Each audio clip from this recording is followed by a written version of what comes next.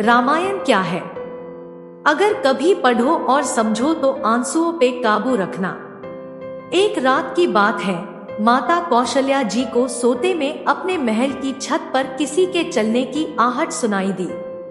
नींद खुल गई, पूछा कौन है? मालूम पड़ा श्रुतकीर्ति जी, सबसे छोटी बहू शत्रुघ्न जी की पत्नी है। माता कौशल्या जी ने उन्हें नीचे बुलाया। श्रुतकीर्ति जी आई, चरणों में प्रणाम कर खड़ी रह गई। माता कौशल्या जी ने पूछा, श्रुति, इतनी रात को अकेली छत पर क्या कर रही हो बेटी? क्या नींद नहीं आ रही? शत्रुघ्न कहाँ है? श्रुतिकीर्ति की आंखें भर आईं, माँ की छाती से चिपटी, गोद में सिमट गई, बोली, माँ उन्हें तो देखे हुए 13 वर्ष हो गए। उफ! कौशल्या जी का हृदय कांप कर झटपटा गया। तुरंत आवाज लगाई, सेवक दौड़े आए, आधी रात ही पालकी तैयार हुई, आज शत्रुघ्न जी की खोज होगी। माँ चली, आपको मालूम है शत्रुघ्न जी कहाँ मिले? अयोध्या जी के जिस दरवाजे के बाहर भरत जी नंदीग्राम में तपस्वी होकर रहते हैं, उसी दरवाजे के भीतर एक पत्थर की शिला है। उसी शिला पर अपनी बाह का तकिया बनाकर लेटे मिले।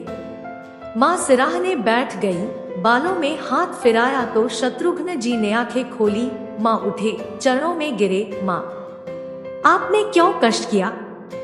मुझे बुलवा लिया होता, माँ ने कहा। शत्रुघ्न यहाँ क्यों? शत्रुघ्न जी की रुलाई फूट पड़ी। बोले, माँ भैया राम जी पिताजी की आज्ञा से वन चले गए, भैया लक्ष्मण जी उनके पीछे चले गए, भैया भरत जी भी नंदीग्राम में है।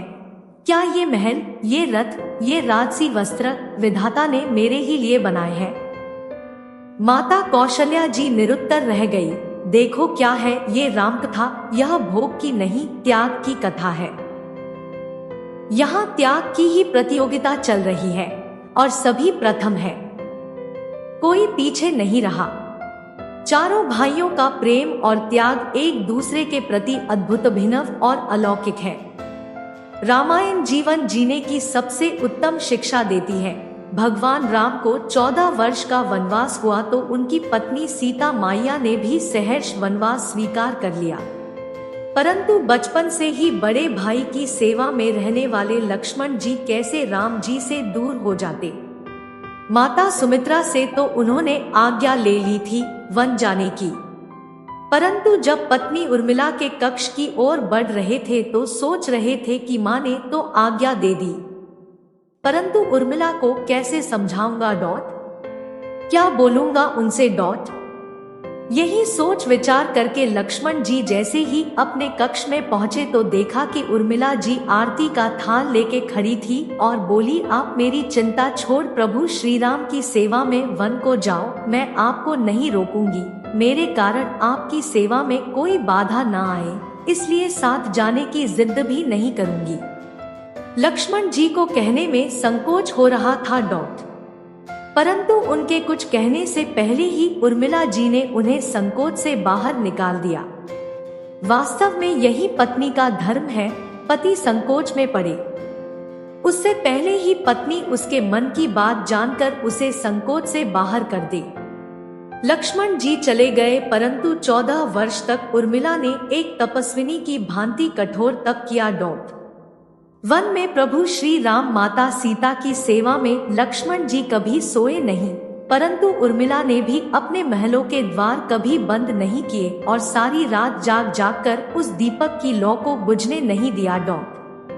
मेघनाद से युद्ध करते हुए जब लक्ष्मण जी को शक्ति लग जाती है और हनुमान जी उनके लिए संजीवनी का पर्वत लेके लौट रहे होते हैं, तो बीच में जब हनुमान जी अयोध्या के ऊपर से गुजर रहे थे तो भरत जी उन्हें राक्षस समझकर बाण मारते हैं और हनुमान जी गिर जाते हैं।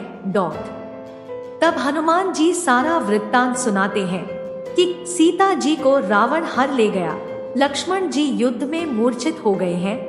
यह सुनते ही कौशल्या जी कहती है कि राम को कहना कि लक्ष्मण के बिना अयोध्या में पैर भी मत रखना, राम वन में ही रहे।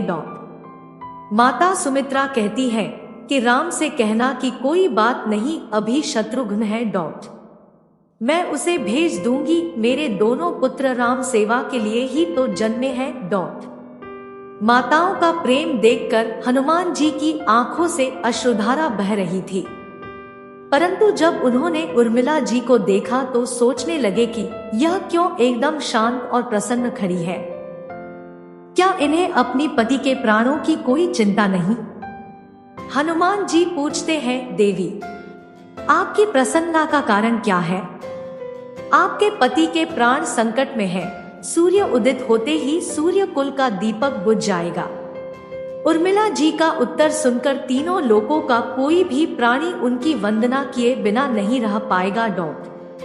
उर्मिला बोली, मेरा दीपक संकट में नहीं है, वो बुझ ही नहीं सकता।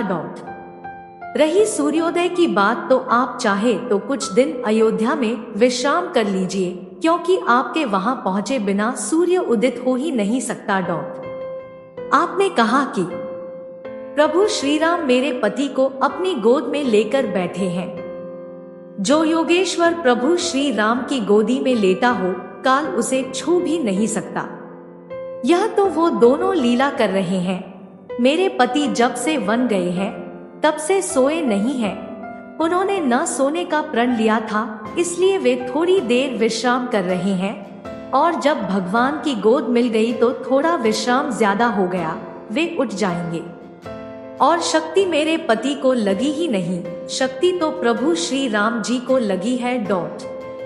मेरे पति की हर श्वास में राम है, हर धड़कन में राम, उनके रोम रोम में राम है, उनके खून की बूंद बूंद में राम है, और जब उनके शरीर और आत्मा में ही सिर्फ राम है, तो शक्ति राम जी को ही लगी, दर्द राम जी को ही हो रहा।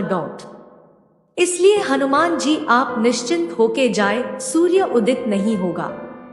राम राज्य की नींव जनक जी की बेटियां ही थी, कभी सीता तो कभी उर्मिला।